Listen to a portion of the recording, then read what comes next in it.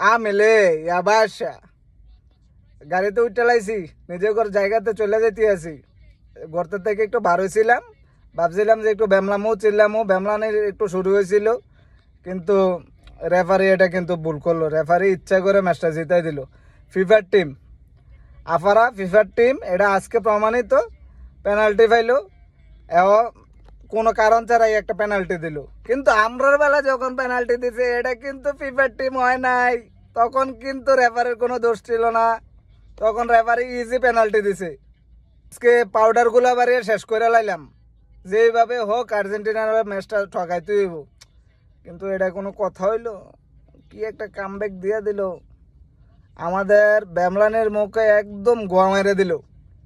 ছি, রেফারির প্রতি ধিক্কার জানাই, কেন এরকম একটা ম্যাচ পরিচালনা করলো তাদের পক্ষ নিয়ে।